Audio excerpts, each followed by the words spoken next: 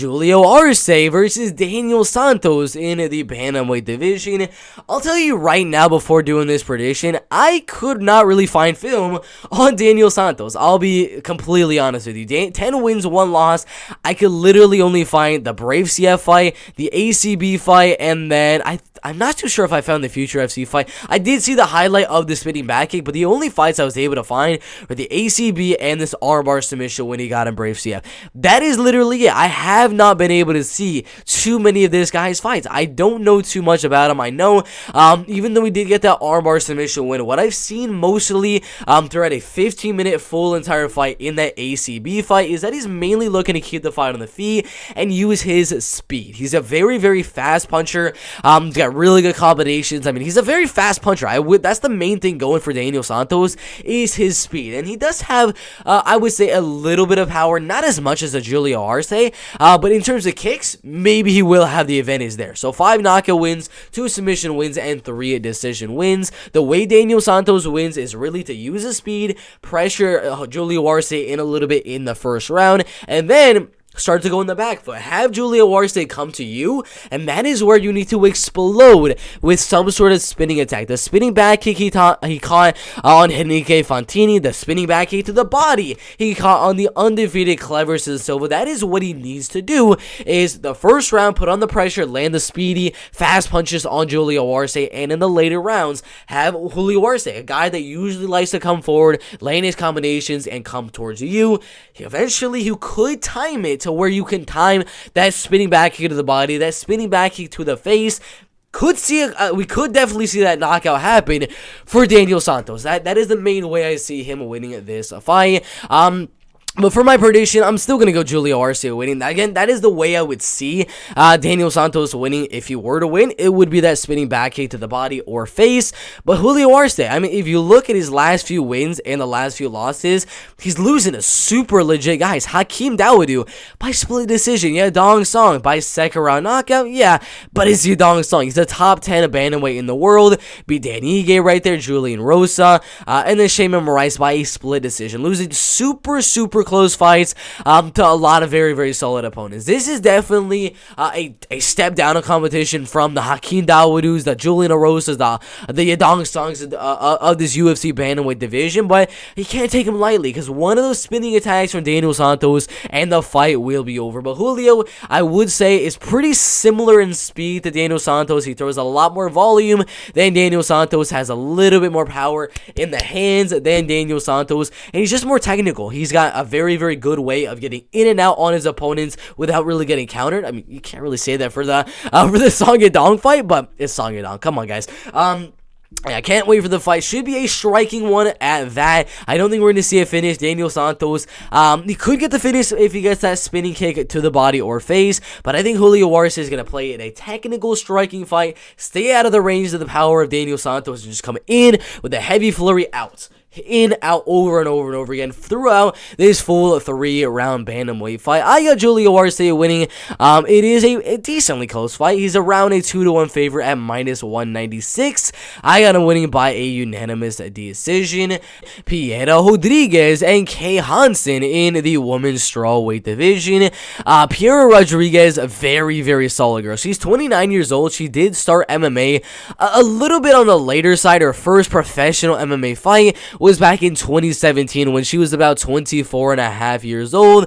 We've seen exactly the opposite for Kay Hansen. Kay Hansen started her professional MMA career when she was literally only, if it's going to load, 18 years old. So she started very early on in her MMA career. She's 22 years old now, one of the youngest fighters on the roster, but she's not doing too good. She lost to Corey McKenna, getting out-wrestled, out-grappled, and Jasmine Jazza the Vicious, who kind of took her down and ground and pounded her. But for this fight, I don't think we're going to see much wrestling and grappling. That was the way Piera would land a few of her shots, would be to kind of pressure opponents and get a takedown, ground and pound a little bit, and then get right back up. But I don't really see that. I mean, it could happen in this fight because that was like a similar opponent in Svetlana Gotik. That Svetlana was a very solid jiu-jitsu girl, had a really good arm bars, triangle chokes. Same could be said for Kay Hansen. She did get the triangle armbar on Jinyu Frey and got some other submission wins before joining the UFC. So Piera does need to be a little bit cautious if she wants to go for those takedowns on Kay Hansen, because we know that there is a submission threat from Kay Hansen on the ground. But I think that's where I'm definitely gonna go Piera Rodriguez winning, is because I can't see Kay Hansen winning. Piera is a very strong, very powerful fighter in this women's strawweight division, and if there is gonna be a takedown, if there is gonna be a grappling or wrestling approach taken to the fight, I think it's gonna be Piera Rodriguez initiating it, which I don't think she really needs to, given that she does have the striking advantage.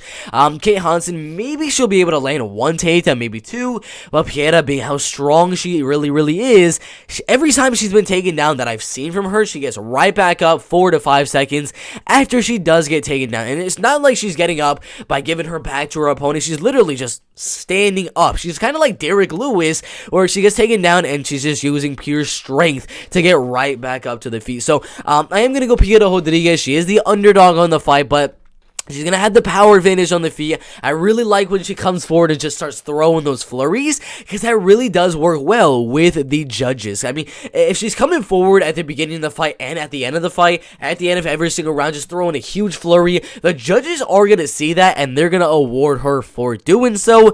Kay Hansen, I can't really see her outstriking Piera. Piera's pressure, her volume, her power, her strength is going to overpower Kay Hansen. I think Kay Hansen might be one of those girls that joined the UFC just a little bit too early into their MMA career. I see Kay Hansen going to fight for another regional organization after losing to this one, and then eventually working herself back in and eventually fighting for the UFC later down on the line once she gets another win streak going. But for now, Piera is on a win streak. She's 7-0 and she is the underdog, so that is one thing to definitely look at here, is that if I can find the odds, Piera Rodriguez is at plus 130 on DraftKings, plus 125. I do have her winning the fight. So it was close right when the odds came out. It was minus 110, minus 110. Money came in on Kay Hansen, but I'm going to go the underdog, Piera Rodriguez, to win the fight by a unanimous decision. Anthony Hernandez and Josh Fremd in the UFC middleweight division. On short notice, we had to expect this happening at least once, maybe twice, maybe 5 times that this actually happened on UFC 273. We knew there was going to be a few cancellations, but of course, originally we had Anthony Hernandez versus Albert Duraev. I had Albert Duraev winning that one by a decision. We then had Dricus du Plessis versus Anthony Hernandez. Then du Plessis is supposed to fight Kelvin Gastelum, which we'll get into later. And now Anthony Hernandez has a third opponent, this time a actual short notice replacement, not a guy that was fighting already someone else on the card like Dricus du Plessis. Now he's going to be fighting LFA alumni, FAC alum, Josh Fremd right here. Josh Fremd's a very solid grappler. He's got really solid power in his hands, only losing to UFC fighter Gregory Rodriguez, who's only lost to one of the best kickboxers in the middleweight division in Armen Petrosian. He also lost to Robert Gidron, but that was early in the career. If you look, he's got a lot of rear naked choke submissions, mainly gonna be in that second round. Literally every one of them.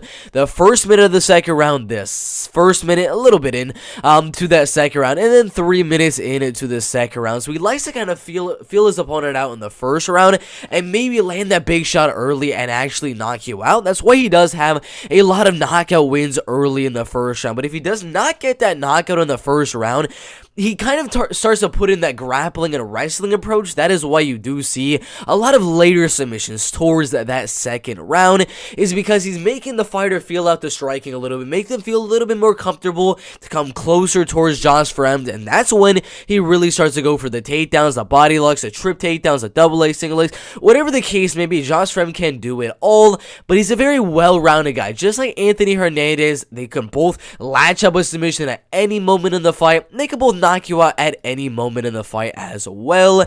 Anthony Hernandez, he's a game fighter. 8 wins, 2 losses, coming off a submission win over Rodolfo Vieira, that right there, and a submission win over Junior Park. This stuff right here is showing you he's a dangerous guy. Also beat Brendan Allen by a unanimous decision. Yeah, he did lose to Marcus Perez by submission, did get knocked out by Kevin Holland, which is why it should be a decently close fight, but most of the wins for Anthony Hernandez, except for one, and all the losses have been finished. Pretty much the same thing can be said for Josh Fremd, with a total of 4 knockouts, 3 submissions, and only 2 decision wins over some decent opponents. I mean, Travis Davis early in the career, then Renato Valente, a guy that just does not get finished. So I think this one is not going to be a finish. I don't see this fight going all the way.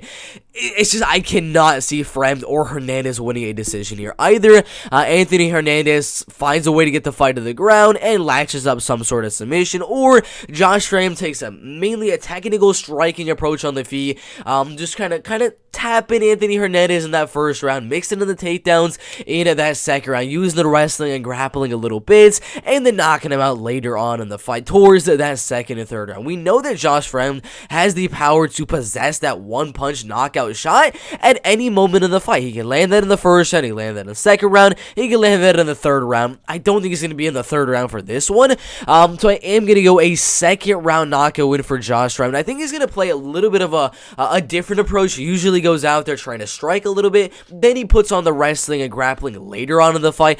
I think it's going to be a little bit different here. I think we're going to see some takedowns early from Hernandez, make Hernandez really think about the takedown and wrestling threat of Josh Fremd. Then he's going to come up high with the big powerful shots, and that is where I think Josh Fremd is going to knock out Anthony Hernandez. But if you look at the betting odds for the fight, it is very close. I mean, the odds literally got announced maybe 5-6 hours ago. I'm not entirely sure. They got announced about 14:46, so about 2:26, about 8 hours ago. Hernandez was at -150, and now he's going to be at -161. So there's actually money coming in on Anthony Hernandez. So the best you're going to get Josh Fremd at is going to be at +150. That is my prediction. The underdog, Josh Fremd, coming in on short notice. The former LFA and FAC fighter. I think he gets it done right here by knockout in the second round. Aleksei Oleinik and Vanderaa in the heavyweight division. Yet another short notice fight. I don't know how many times this fight has been put on and canceled, over and over and over again. But originally we did have Aleksei Oleinik versus Ilir Latifi. I'm going to be honest with you, I had Ilir Latifi in a few parlays there. But that fight, it just could not stay together. I really have no idea why. Now, we're going to have the short notice guy for the heavyweight division in Vanderaa, who just, he loves to come in on short notice for some reason. He fought Alexander Romanov, Sergey Spivak, and then Andrei Arlovsky. I'm pretty sure at least 2 of those were on short notice. But yeah, this should be a good fight. I mean, we have a veteran guy, Aleksei Oleinik, who, yeah, he's losing to a lot of guys. Sergey Spivak, Chris Dawkins, and then Derek Lewis, but 2 of those guys are in the top 10 of the heavyweight division. One of them is right outside the top 15 of the heavyweight division. He also beat Fabricio Werdum before that one. Yes, Vanderaa is going to be a little bit taller. He's going to be a little bit younger at 29 years old. It's just I have not been a fan of the takedown defense of Vanderaa. He did lose to Sergey Spivak and Alexander Romanov. Very legit wrestlers and grapplers. Very credentialed guys for this heavyweight division. I mean, we just saw Romanov go on a streak in the heavyweight division, undefeated fighter right there. And then Sergey Spivak, a guy that submitted Tai Tuivasa not too long ago. So both guys here are losing to very legit guys. But Vanderaa, I can't. Yeah, of course he's going to have the striking advantage over Aleksei Oleinik, but he doesn't really, he's got power. I mean, he can definitely go out there and knock you out. It is the heavyweight division. One shot lands and the fight is over, but since he's joined the UFC, he has only got that one knockout win over Harry Hunsucker, and that was about it. That is his only knockout win in the past 3 years of fighting as a professional MMA fighter. So yeah, it's very possible he goes out there and knocks out Aleksei Oleinik, who doesn't really have the best chin. I mean, he's been knocked out in 2 of his last 3, but I'm going to be honest, Aleksei is so much better on the ground. It only takes one little slip up for Vanderaa. I mean, Aleksei could literally pull guard on Vanderaa, and pull off a submission. It's very, very likely. So I think this is a weird fight. It is short notice for Jared Vanderaa. Jared is one of those fighters for this heavyweight division that he kind of comes in on short notice a lot, but now he's fighting Aleksei Oleinik, one of the best grapplers that heavyweight division has ever seen, and I do think Aleksei's going to win the fight. The odds have it as a pretty 50-50 one here. I believe it was like -110, -110, but I'm going to go the slight underdog because somehow they actually have Oleinik as the slight underdog on a few of these bookies. I'm going to go Aleksei Oleinik to win by a submission in the second round. I think Vanderaa can kind of keep the fight on the feet early on, but once it comes to that second round, finally Aleksei will find a way to get the fight to the ground, and I don't know what submission he's going to land, but I think he'll land one in the second round there. Solid fight in the heavyweight division.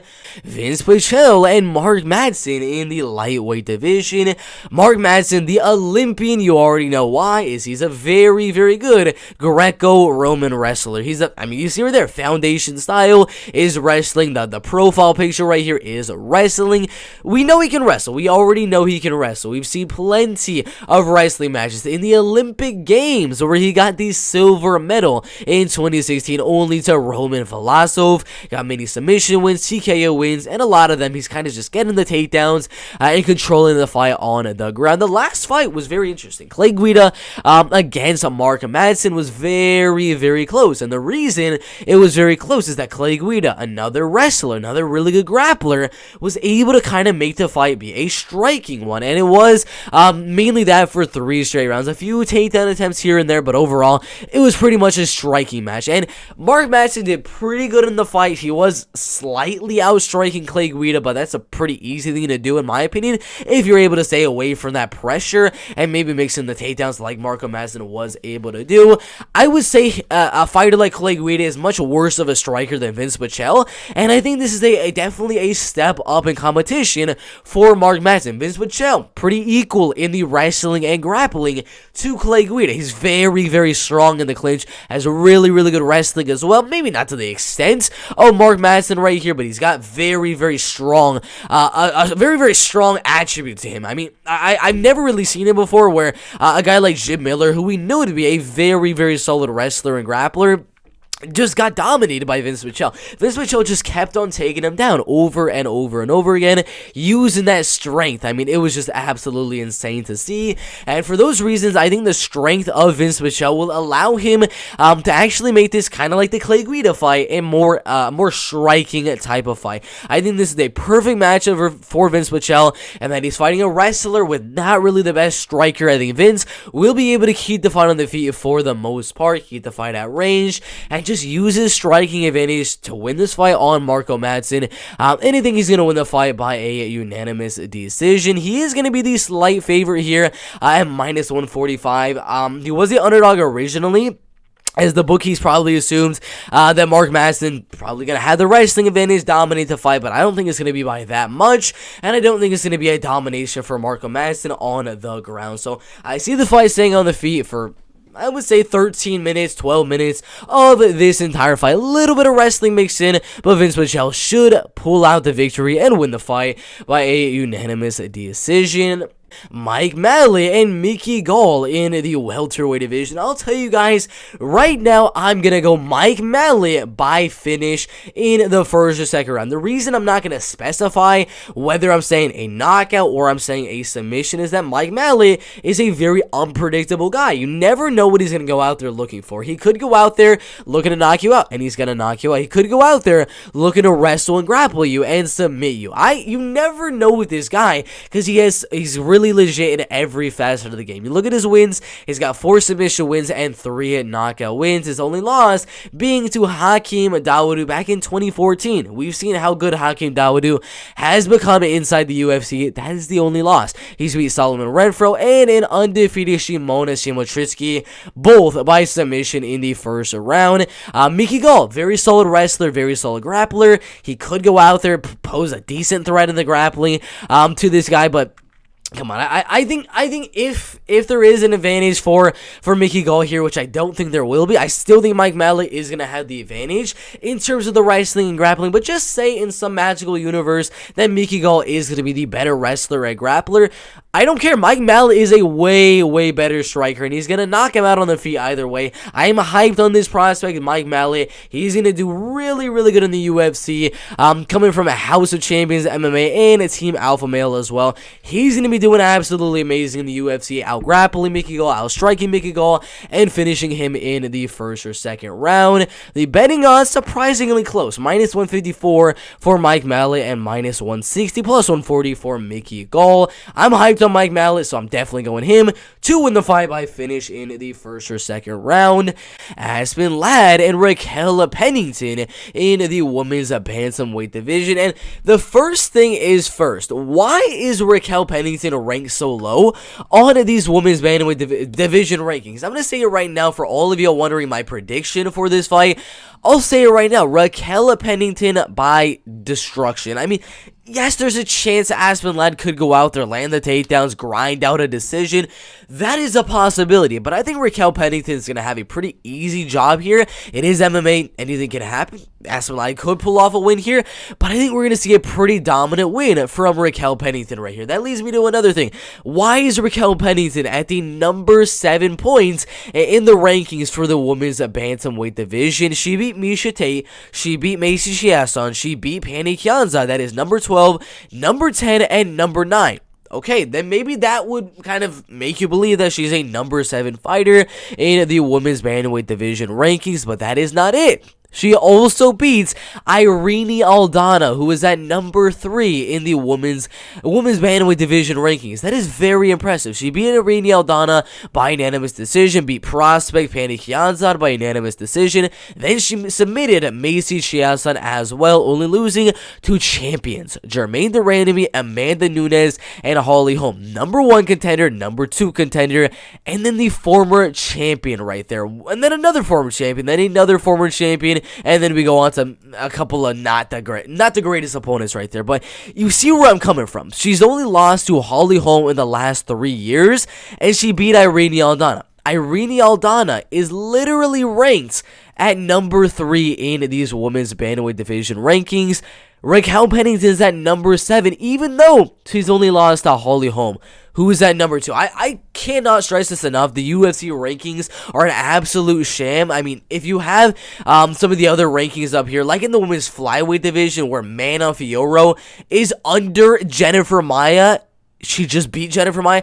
The rankings are absolute garbage. I had to get that off my chest. But for the prediction, Raquel Pennington is going to be the more experienced fighter, 13 wins, 8 losses, only losing to literal champions inside of the UFC, 3-fight win streaks, and she's a very solid wrestler, very strong, good in the clinch, got really good knees, and she's really solid in the clinch, which does favor Raquel Pennington, because Aspen Ladd, her only way of winning is going to get the fight to the ground. There's going to be a lot of clinching involved with that. And if Aspen Ladd is unable to get the takedown, unable to get the fight to the ground, we're going to see Raquel Pennington land a lot of good shots in the clinch. On the feet, in terms of boxing, Raquel Pennington is still going to be the better boxer. She's better boxing, she's got the better clinch game, and she's got very solid takedown defense. All of the ingredients to win this fight right here. The betting odds as of right now, let's see if I can find a -180 for Raquel Pennington. Started at -135, so definitely a good amount of money going on Raquel Pennington. They went really fast on Raquel, down to -175. A lot of money went on Aspen Ladd all the way back up to -138. Then the money started trickling in for Raquel Pennington. The props as of right now, they are saying the fight is going to go to a decision at -275. I don't know. My prediction is going to be Raquel Pennington by decision, but you never know with a girl like Pennington, and she did just get a submission win over Macy Chiasson. Nobody was really expecting her to go out there and get a submission win, and considering that the submission she did latch onto was a guillotine choke submission, it doesn't make me too confident about Raquel Pennington getting a decision win right here. Perk Nowitzki saying Pennington a good parlay piece. A little bit earlier in the week, yeah, I would say yes, compared to the odds. I mean, they were like -135. I would have loved to parlay that one, but right now, minus 188, I don't know. I think it's more of like a proper pass type of fight. But again, the decision prop probably is not going to be that good. So it's a very interesting fight at that. I think she will win the fight by decision, most likely. But there's a good chance she gets a submission. The guillotine is the main thing, the main submission to go in on those wrestlers like an Aspen lad. If Aspen's going in for the takedown, Raquel, knowing that she's confident, going for the submission and getting it on Macy Chiasson, you never know. She could latch it in on Aspen lad and get that submission. But again, my prediction is going to be for Raquel Pennington to get a decision here. Again, I'm not going to be surprised if she gets that guillotine choke submission. But yeah, she got knocked out by Jermaine Durand. She did beat Yana Quiniskaya. Solid win. But then she lost to Norma Lamont. Raquel Pennington's better than Norma Lamont. She's got the more experience in that case right there. She's going to beat her. She's taller. She's lengthier. She's more experienced. Better clinch. Better striking. Good takedown defense. Those are the keys to beat a girl like Aspen lad. Raquel Pennington by a unanimous decision. Jairzinho, Rozenstruik, and Marcin Tybura in the heavyweight division. Both guys coming off of losses. Marcin, he was on a very, very good win streak before all of those losses, beating Sergey Spivak by unanimous decision, Maxine Grisham by unanimous decision, Ben Rothwell, unanimous decision, then a few TKO wins over Greg Hardy and Walt Harris, only losing to some former champions, title challengers, and ranked opponents, Fabricio Werdum, Derek Lewis, Shamil Abdurrahimov, and Augusto Sakai, but he has been knocked out in a lot of those fights. The only fights he's not getting knocked out in are Fabricio Werdum, who's a grappler. He's not going to go out there and knock out Marcin Tybura. And then the fight that he did not get knocked out in was Alexander Volkov, who he's not really known for getting too many knockouts. I mean, he did knock out Walt Harris, Alistair Overeem, Fabricio Werdum, and Stefan Struve. But for the most part, I don't really see him being a guy that's going out there looking for the knockout in every single one of the fights. Jairzinho is going to be that guy. He's not really, in some of the fights, he is a little bit tentative. He likes to stay back and kind of pick his shots very, very lightly, and then explode on you every now and then, or he'll just kind of just stare at you, take pictures for a while, and not really do anything. But eventually, when he does explode, like we saw him do against Augusto Sakai in that fight, he does explode, like Junior Dos Santos. When he wants to throw that power, once he wants to throw those big shots and try to get that knockout, he will start throwing and he will knock you out. Marcin Tybura doesn't have the best chin. He's been knocked out plenty of times in his career so far. His main way of winning here is going to be what Curtis Blaze did to Jairzinho Rozenstruik, and literally just take down Rozenstruik over and over and over again. But Tybura is not as good of a wrestler as Curtis Blaze. Maybe we'll see one or two takedowns from Marcin Tybura, but I think in the second round, Jairzinho Rozenstruik is going to come back, and he is going to knock out Marcin Tybura. We've seen him come back in a lot of his fights. Alistair Overeem, he was losing for quite a while, came back very late in the fight and knocked out Alistair Overeem. Junior Dos Santos, it was the first round, it was pretty even there, then he came back in the second round and knocked him out. Augusto Sakai, pretty even, back and forth punching a little bit, got his back to the cage, started wailing, and he knocked out Augusto Sakai. I think we'll see a few takedowns from Marcin Tybura, but in that second round, Jairzinho is going to come out there, he's going to start wailing on Marcin Tybura as his back is to the cage, and he's going to land that biggie boy shot, and he's going to knock out Marcin Tybura. Really good fight there in the heavyweight division, but first, we got to check the betting odds because it is very, very close right here, minus 125 on DraftKings. So a little bit of money is coming in on Rozenstruik, as it did start at minus 120. So the favorite is going to be Rozenstruik, but not really by that much. A little bit of dog money came in early on Marcin Tybura, so I assume the odds are going to stay roughly around that minus 120, minus 130 range. But it's a solid fight there, Rozenstruik versus Tybura. Can't wait to see this one, but I'm going to go Rozenstruik by knockout. Really good fight in the heavyweight division. Ian Carey and Darian Weeks in the welterweight division. Darian Weeks, 5 wins and 1 loss, 28 years old, a lot smaller and a lot less in terms of reach. That's one thing you really gotta notice with a guy like Ian, the future Gary, a very, very high prospect in the welterweight division, is that he's very tall, very lengthy for this welterweight division. 6'3", having a 4-inch height advantage and a 74-inch reach, having a 2-inch height or 2-inch reach advantage right there. He's training with some beasts over there. At Sanford MMA, he's training with Derek Brunson, Vicente Luque, Gilbert Burns, Robbie Lawler, Takashi Sato, Jason Jackson right there, Jared Gordon. A lot of very, very legit guys. Phil Halls, Impa Gazangana. He's training with some legit guys over there at Sanford MMA. Darian Weeks, he's also training with some decent guys over there, not really to the extent of Ian Gary, but they're both very, very solid strikers. With Darian Weeks probably going to have the wrestling advantage early on in the fight. Later on in the fight, I see it being more of a striking battle, but I think if Darian Weeks really wants to win this fight, he needs to land some takedowns here. He needs to pressure Ian Gary and just defend the shots of Ian Gary as he's coming in, land the takedowns, and that would be the way that I would see Darian Weeks winning. But his striking is also very solid. He's got good front kicks, good left hooks, uppercuts, right hooks, straight rights down the middle. He's a very solid striker. I will definitely give him that. But Ian Gary having the height advantage and the reach advantage, I would say in the later rounds that Ian Gary will have the advantage. Maybe early on, when Darian Weeks is a little bit fresher and he's not going to be a little bit fatigued or anything like that, maybe Darian Weeks will have the advantage early on in the fight in the striking and in the wrestling. So I'm going to give the first round to Darian Weeks, and then towards the second and third round, Ian Gary with the height, with the reach, in my opinion, with the cardio advantage and the fact that he saw Bryan Barberena go out there and heavily attack the legs of Darian Weeks. We're going to see the same from Ian Gary. He's going to attack the legs, and while he's focused on the legs, he's going to attack high with the head kicks, and that is why I'm not sold on Ian Gary winning the fight by a decision. That is my prediction, I'll tell you that right now, but I'm not sold on that. I've seen the guys like Paddy Pimblett, like Ian Gary. Sometimes you think they're going to win the fight by a decision on guys like Darian Weeks who have never been finished, but they just pull out the finish out of nowhere. I'm going to be honest, quote me, come back to the fight like 18 days from now on UFC 273.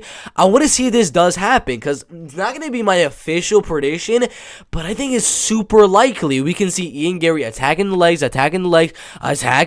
maybe a few body kicks here and there, getting the guard of Darian Weeks to come down, and in the second or third round, I can see a highlight reel finish from Ian Gary, landing a head kick on Darian Weeks and knocking him out cold. I'm not saying it's going to happen, but I'm saying with the style of Ian Gary being the taller, lengthier guy, it's going to be a lot easier for him to land that head kick on a shorter opponent. And Darian Weeks having being a guy that's being a little bit susceptible to the leg kicks and the body kicks in the past, as we saw in the Bryan Barberena fight, I can see those head kicks definitely playing a factor here. But overall, my full prediction for the fight is going to be Ian Gary decision. I think he'll win the second round, just outstriking him, laying those leg kicks, of course, body kicks, and staying at range, using the height and reach, and winning the fight by a unanimous decision. But again, you never know with those head kicks. But let's see the betting odds. Oh my god, interesting. Very, very interesting. So a 2-1 favorite, Ian Gary, started at a -184 favor. So the money is definitely coming in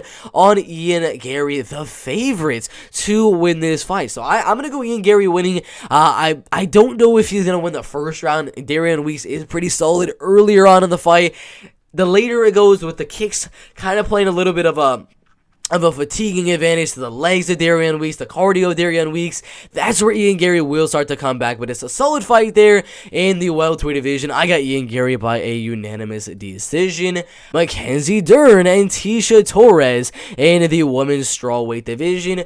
Two ways this fight goes. Mackenzie Dern somehow finds a way to get the fight to the ground and submits Tecia Torres. That is one way this fight goes. The other way, Tecia Torres, that has nothing to do with the wrestling and grappling, because what I've seen of the wrestling of Mackenzie Dern has not really been that good. She's landed a few takedowns here and there, but usually if she's landing the takedown or getting the fight to the ground, her opponent is really just giving it to her, or she's landing a shot on the feet and then able to get the fight to the ground. She's not going to be able to land the takedown on Tecia Torres. Tecia Torres is very, very strong, and she is smart enough to know that she's not going to go for a takedown on Mackenzie Dern. There's no way she's going for a takedown in this fight.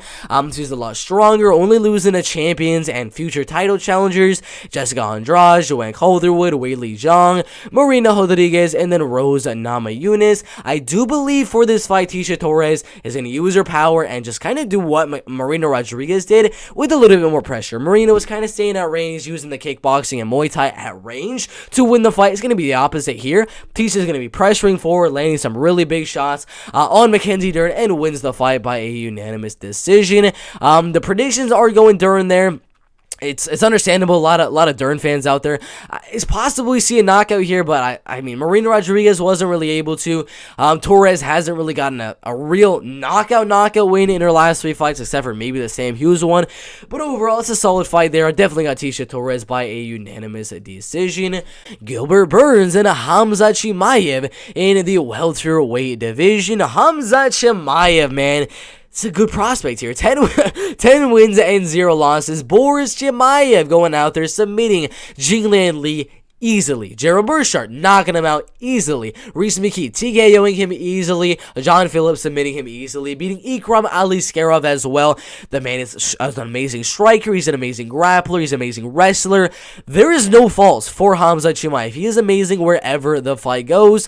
Gilbert Burns, also a very well-rounded MMA fighter. He's got really good striking, as we saw in the Tyron Woodley fight.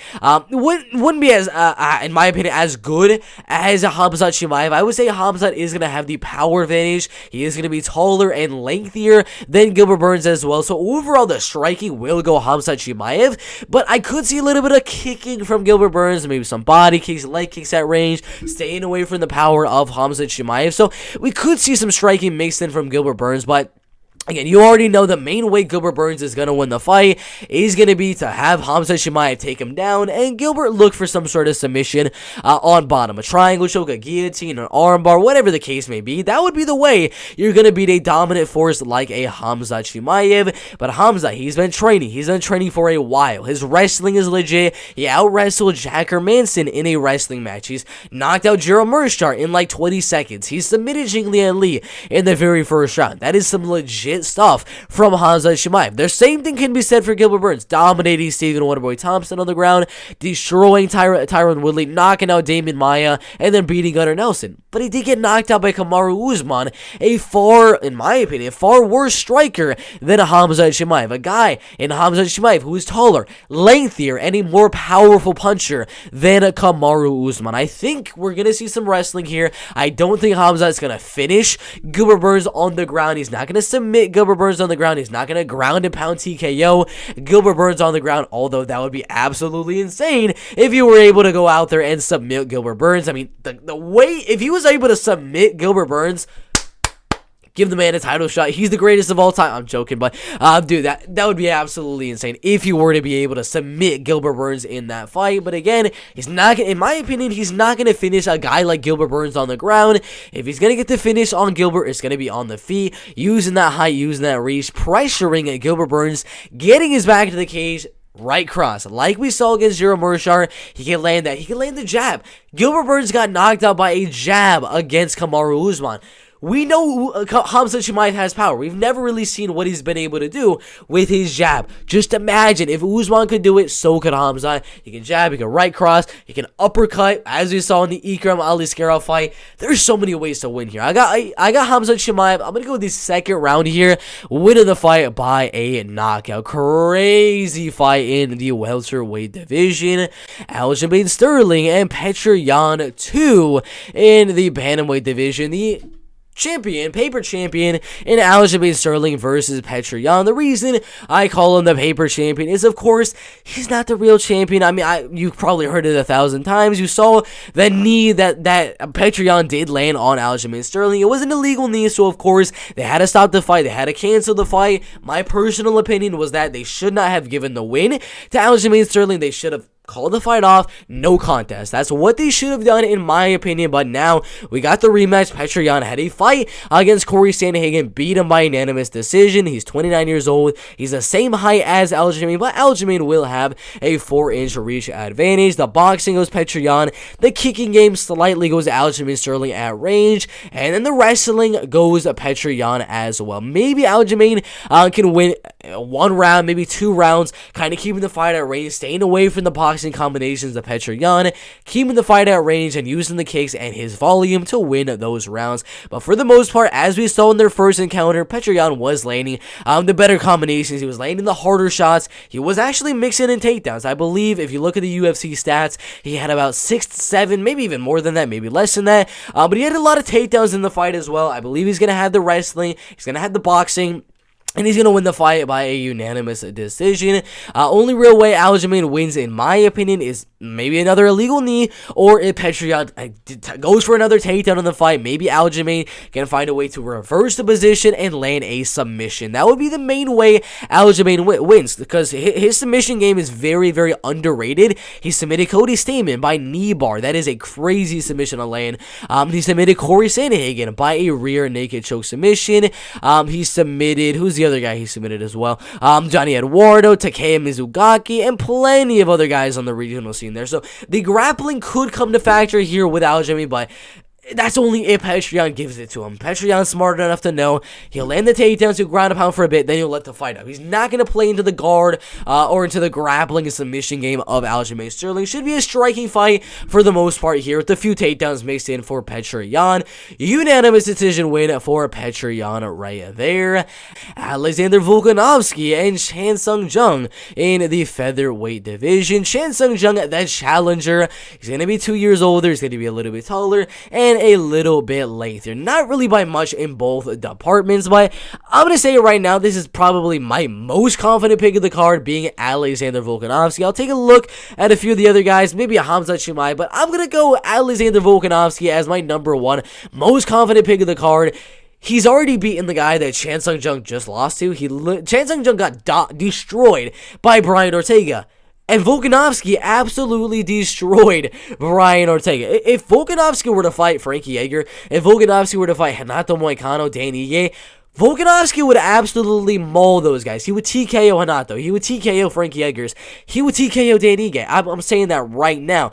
And he's going to TKO Chan Sung Jung here. He's a way better striker than Chan Sung Jung. Has amazing, amazing shots on the feet. Really good leg kicks. His wrestling is better than Chan Sung Jung. We saw how good his submission game and his submission defense is after watching that Brian Ortega fight. So we know Sung Jung's not going to land a crazy twister submission on Volkanovski.